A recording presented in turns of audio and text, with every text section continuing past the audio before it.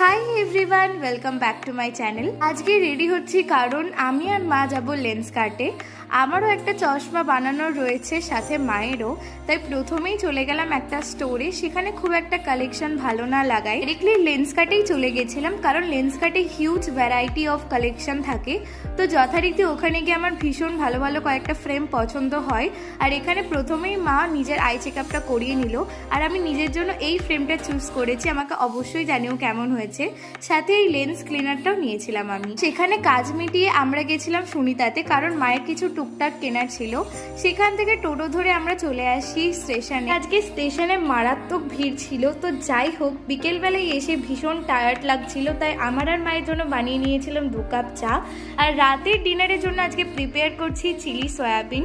তোমাদের যদি আমার মিনি ব্লগগুলো ভালো লেগে থাকে অবশ্যই সাবস্ক্রাইব করে দিও, সাথে লাইক কমেন্ট শেয়ার করতে একদম ভুলো না।